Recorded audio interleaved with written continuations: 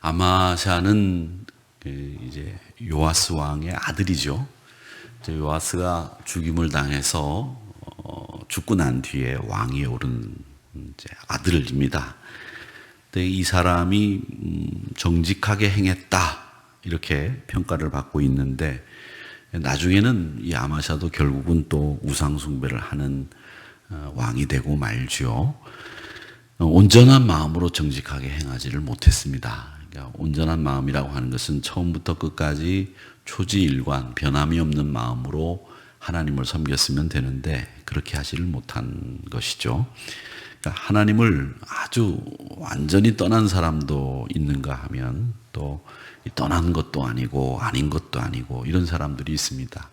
마치 라오디게아 교회 교인들과 같이 차지도 않고 덥지도 않고 이 세상에 발을 걸친 건지 교회에 들어온 건지 이 모르는 이런 신앙인들이 많은데, 이 신앙인들이 바로 오늘 여기 나오는 아마샤를 꼭 닮았다 이렇게 생각하시면 됩니다. 그러니까 계산을 해봐서 이익이 있다 그러면은 얼른 사람들 편에, 누구 편에 섰다가 또 계산해가지고 이거 아니다 싶으면 금방 마음을 돌리고 하는 이런 줏대 없는, 그야말로 이 갈대와 같은 인간의 모습을 그대로 잘 보여주는 사람이 아마샤다 이렇게 생각을 합니다. 여러분, 옛날 어른들이 사람이 변하면 죽는다 이런 말을 하셨는데, 이 말은 뭐냐면 자꾸 이랬다 저랬다 하지 말라는 말입니다. 한번 내가 이게 좋다 그러면은 끝까지 그걸 좋아하고, 또 이것이 내 길이다 생각하면 그 길이 힘들어도 그 길을 쭉 가는 겁니다. 그래야지 힘들다고 이 길 갔다 저 길 갔다 그러면 끝내 아무 길도 가지 못하고 도중 하차하고 마는 겁니다. 그러니까 우리 믿음의 사람들은 계산도 물론 안 하시면 안 되겠죠. 계산도 하셔야 되겠지만 계산을 잘하는 사람보다는 늘 그 면면이 처음부터 끝까지 똑같은 사람, 변함없는 사람, 이런 분이 좋은 분입니다. 그래서 우리 신앙인들도 여러분 신앙생활 할 때 이랬다 저랬다 하지 마시고, 얼굴 붉혔다 얼굴 파래졌다 노래졌다 하지 마시고, 노래지려면 처음부터 끝까지 노래지시든가 파래지려면 끝까지 파랗게 하시든가 그러셔야 됩니다. 그래서 신앙생활은 늘 변함없이 초지일관, 항상 하나님 앞에서 내가 신앙생활 감당하겠습니다 이런 생각을 가지시고 이 오늘 아마샤를 살펴보시면 참 좋겠습니다. 이 아마샤는 어떤 사람이었느냐, 계산적인 것처럼 보이지만은 별로 그렇게 계산을 잘 하지 못하는 이런 사람이 바로 아마샤인데, 우리의 모습하고 어쩌면 그렇게 비슷한지 모르겠습니다. 우리가 머리를 쓴다고 썼는데 그 머리 쓰는 게 아무 도움이 안 되고, 때로는 쓰지 않은 것보다 못한 경우들이 많다는 거죠. 그래서 이 아마샤를 통해서 우리가 계산하기보다는 하나님 의지하고 말씀대로 살고 순종하며 살고 하나님 의지하는 길이 제일 좋은 우리 삶의 처세다라는 것을 다시 한번 기억하시는 시간이 되시기를 바랍니다. 자, 요아스의 뒤를 이어서 이 아마샤가 25살에 왕위에 올랐는데 유다의 8번째 왕입니다. 29년간 다스렸다고 되어 있는데, 이런 이 장기간의 통치를 하는 동안에 이 아마샤가 하나님 앞에 큰 과오는 범하지는 않았습니다. 이 아마샤 통치 기간 동안에 두 가지 사건이 소개되고 있는데, 하나는 하나님 눈에는 정직하게 행했지만은 온전한 마음으로 하지는 못했다라는 것이 첫 번째 아마샤의 모습이고, 그러니까 하나님의 말씀에 합당은 했지만 마음의 태도가, 마음이 온 마음을 다해서 가지 않았다, 하나님께 쏟지 않았다, 이런 뜻이죠. 그리고 아마샤는 요아스 죽음 이후에 나라의 기반이 잡히니까 이 요아스를 죽인 사밧과 여호사밧을 죽입니다. 그러니까 아버지의 원수죠. 죽여버려요. 그런데 그 죽이는데 잘한 것은 있습니다. 그 잘한 것이 여기에 나와 있는데 뭐냐면 4절에 나와 있어요. 25장 4절에 아버지 죄 때문에 자녀를 죽이지 말고 자녀의 죄로 아버지를 죽이지 말라, 이런 말씀이 있는데, 이 신명기에 있는 말씀이죠. 24장 16절에 있는 말씀인데 역대하죠. 24장 신명기 24장 16절에 나오는 말씀인데 이걸 우리는 옛날에 뭐라고 불렀느냐면 연좌죄라고 불렀습니다. 연좌죄. 즉 가족 중에 누가 하나 잘못한 사람이 있으면 그 가족들 전체가 거기에 걸려서 공직에 나가지 못하거나 혹은 학교에 들어가지 못하거나 특정한 일을 하지 못하게 하는 것을 연좌죄라고 했고, 또 아버지가 잘못하면 조선시대 때는 일가 3대를 완전히 죽여버리는 일들을 했죠. 그게 연좌자입니다. 하나님은 그걸 막으셨어요. 그래서 이 아마샤가 아버지 사밧과 여호사밧 때문에 사밧과 여호사밧의 아들들이나 딸들이 죽임을 당하지 않도록 조치를 했다라고 하는 이야기를 25장 4절에서 하고 있습니다. 즉, 이 말은 뭐냐면 하나님의 말씀을 지키고 통치를 했다라는 가장 대표적인 말씀이 역대하 25장 4절의 말씀입니다. 처음에 아마샤는 마음을 다하지는 않았지만 하나님이 나의 통치를 이루시는 분이다. 또 내가 하나님의 말씀에 순종하면서 통치를 해야 하나님이 기뻐하시는 사람이 될 수 있다. 이거는 분명히 알고 있었다는 겁니다. 그런데 그는 마음을 주지 않았다는 것이죠. 그러니까 이 아마샤는 이 율법을 지키는 데 있어서 온 마음을 마지못해 순종하는 모습을 보여줬다라는 것을 우리가 그 이후에 나오는 기사들을 보면 알 수 있는데, 에돔하고 전쟁을 합니다. 에돔이 누굽니까? 에서의 후손들 아닙니까?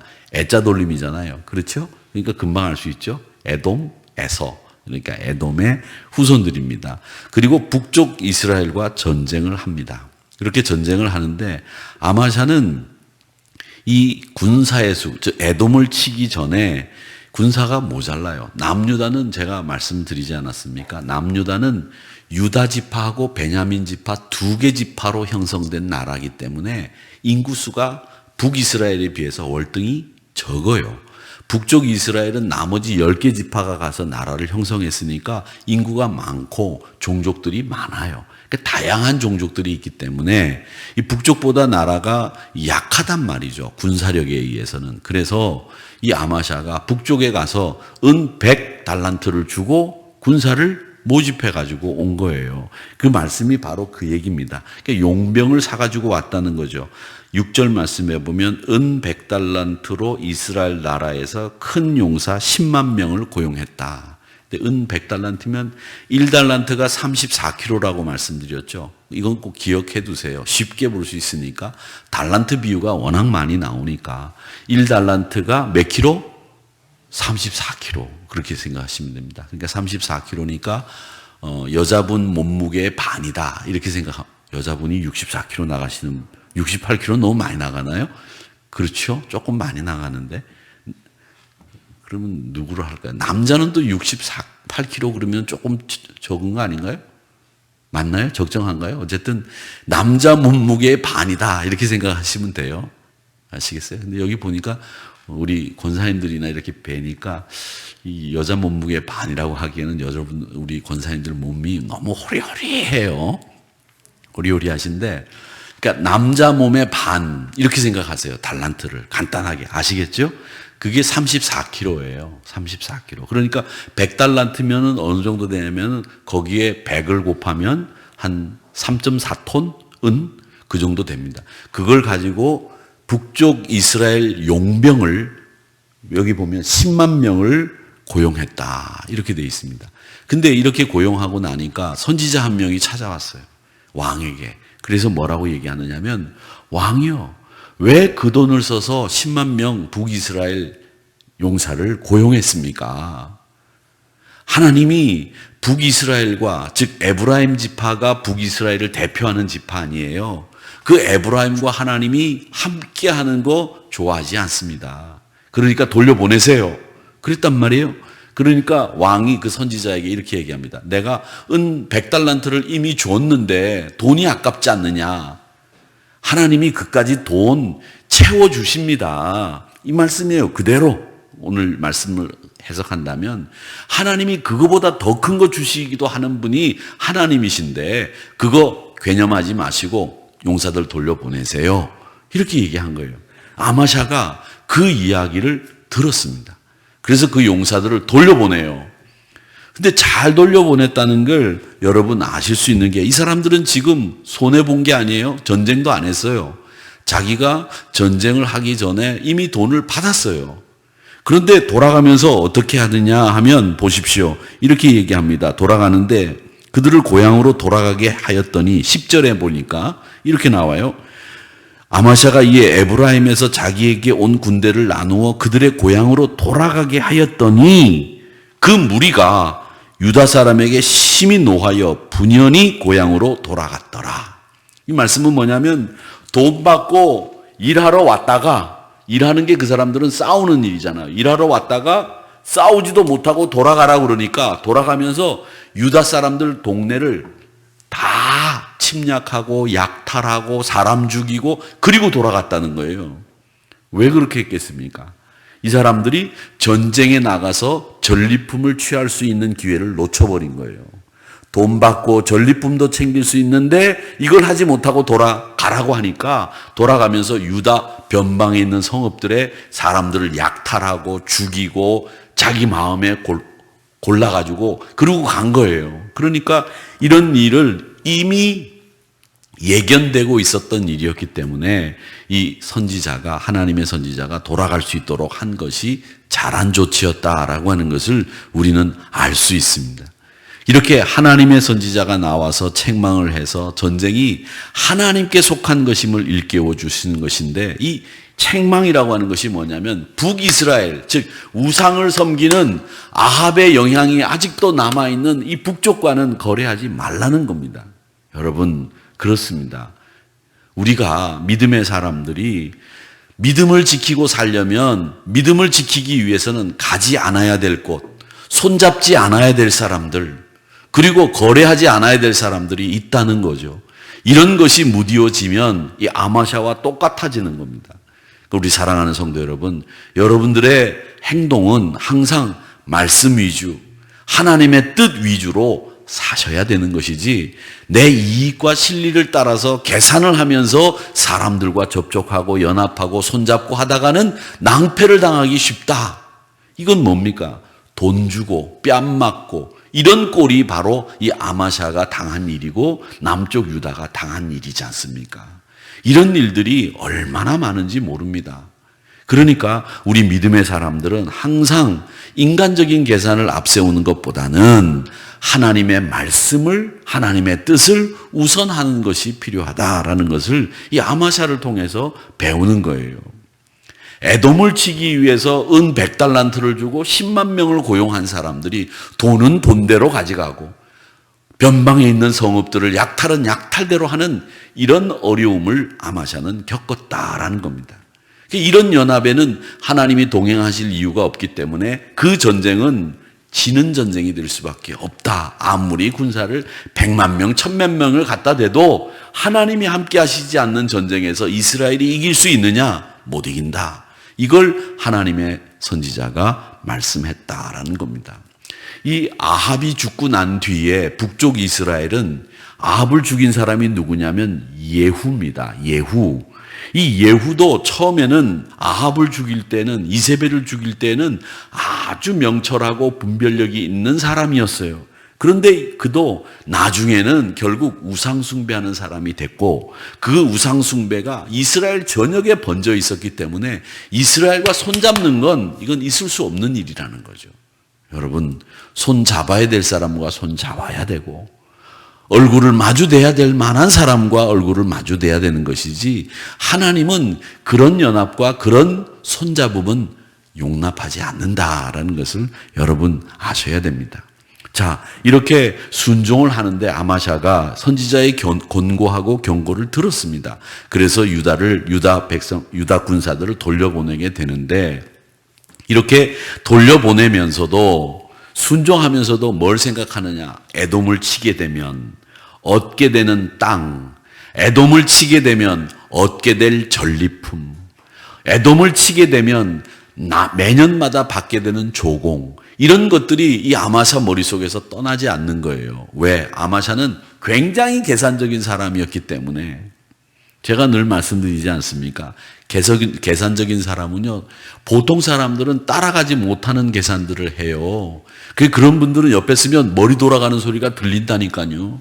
여러분, 우리는 머리 돌아가는 소리가 지금 제가 이렇게 보니까 안 돌아가는 소리가 안 들려요. 여기 앉아 계신 분들은 다 주무셨다가 깨가지고 지금 어리벙벙한 그런 모습이신 분들도 있고, 머리가 빨리빨리 돌아가는 분들이 없으신 것 같아. 물론 이 말씀은 여러분들이 우둔하다, 미련하다 이런 말이 아닙니다. 계산적이라고 하는 것은 뭐냐면 약삭빠른 거예요. 자기 이익에 관심이 많은 거죠. 이런 것은 좋지 못하다는 거예요. 그렇게 계산을 해보니까 에돔을 치게 되면 그가 얻게 될 땅, 그가 얻게 될 조공, 그가 얻게 될 전리품, 이런 것들이 머릿속에 쫙 계산이 돌아가는 거예요. 그런데 그 계산을 한 아마사를 하나님이 경고하시는 게 바로 그겁니다. 유다 군사들이 돌아가면서 변방의 고을들을 약탈한 일. 이건 뭘 얘기하느냐? 너 계산하고 신앙생활 하지 마. 계산하고 나라를 다스리지 마. 이 말씀을 하시는 하나님의 경고라는 거죠. 여러분, 아마샤는 어쩌면 제가 설교 서두에 말씀드린 것처럼 우리의 모습일 수 있습니다. 우리가 온전히 하나님 앞에 순종한다고 하면서도 항상 인간적인 계산이 우리 배후에 있잖아요. 하나님 말씀 따르겠습니다. 그러면서도 이 인간적인 계산을 하는 이런 모습들이 있다는 거죠. 우리가 믿음이라고 하는 것과 우리의 이성이 있어요. 제가 남전도 연합회 총회 때도 그런 설교를 했습니다마는 우리가 생각하는 이성, 즉 계산하는 머리가 있고 우리가 계산 없이 하나님의 말씀에 따르는 믿음의 영역이 있는데 예전에 우리 믿음의 선배들은 어땠습니까? 이 믿음의 영역이 더 컸어요. 무슨 일을 할 때는 하나님 믿고 갑니다. 이 믿음의 영역이 컸는데 요즘에는 이 믿음의 영역이 큰 게 아니라 계산하는 영역이 커져서 믿음의 영역이 있을 자리가 없어요. 그러니까 늘 계산으로 믿음도 그렇게 이끌어 간다는 거죠. 그것도 세상적인 계산으로 말입니다. 나의 경험에 근거한 계산으로 말입니다. 그렇게 계산적인 사람들이 되어가는 가운데 우리에게는 뭐가 믿음이 활동할 여지가 없고 믿음이 영역이 없으니까 하나님이 일하지 않으시는 거예요. 하나님이 일하시게 하려면 이 계산적인 영역보다도 이 믿음의 영역이 커야 되는데 믿음의 영역이 워낙 적다 보니까 하나님이 우리 안에 들어오셔서 일할 수 있는 여지가 없어진 거죠. 그러니까 하나님은 우리를 통해서 응답하시거나 일하시는 영역이 적어진 거예요. 사랑하는 성도 여러분, 우리가 이 믿음의 영역을 키워나가야지 계산의 영역을 키워나가는 것은 어리석은 일입니다. 믿음의 영역을 키워나가야 우리가 참을 줄도 알고 기도 응답에 기쁨도 있는 거고 우리가 이 믿음의 영역을 키워나가야 하나님의 일하시는 것이 눈에 보이는 거예요. 계산적인 생각을 하면서 신앙생활을 하다 보니까 하나님이 일하실 수도 없고 하나님이 일하시는 것을 경험할 수도 없는 그런 상황이 벌어지는 거죠. 우리 사랑하는 성도 여러분, 하나님은 모든 역사를 주관하시는 분이고 우리의 범사 일거수일투족을 다 주장하시는 분이에요. 전쟁, 그건 하나님의 것입니다. 사람이 100달란트 주고 사람 사가지고 이길 수 있는 게 아닙니다. 그렇기 때문에 이 심각한 북이스라엘 우상숭배의 길로 가고 있는 그들과 손을 잡아서는 안 된다. 오늘 이 아침 시간에 여러분 계산보다도 여러분의 믿음의 영역을 더 키워나가시기를 주의 이름으로 축원합니다. 온전한 마음으로 하나님 앞에 순종하실 때 하나님이 여러분을 통해서 일하시는 거예요. 여러분이 하나님의 손에 붙들리게 되는 거예요. 왜 계산하십니까? 은 100달란트로 10만 명을 고용하면 숫자로 에돔을 칠 수 있겠구나. 에돔을 치면 땅을 차지하고 조공을 받고 전리품을 얻을 수 있겠구나. 이런 계산이 다 헛된 일이라고 하는 것을 하나님의 선지자는 우리에게 오늘 말씀하시고 있는 겁니다. 사랑하는 성도 여러분, 하나님 의지합시다. 그 좋으신 하나님이 우리를 통해서 일하시도록 만드시기 바랍니다. 그럴 때 놀라운 일들이 일어납니다. 여러분 꼭 기억하십시오. 믿음의 영역을 늘려나갈 때 하나님은 여러분을 꼭 꼭 붙잡으시고 멋진 일들을 만들어 가시는 놀라우도 너무 좋으신 하나님이라고 하는 것을 기억하시면서 온 마음을 다해서 하나님 앞에 순종하고 계산보다는 순종의 길을 걸어가는 저와 여러분이 되시기를 주님의 이름으로 축원합니다.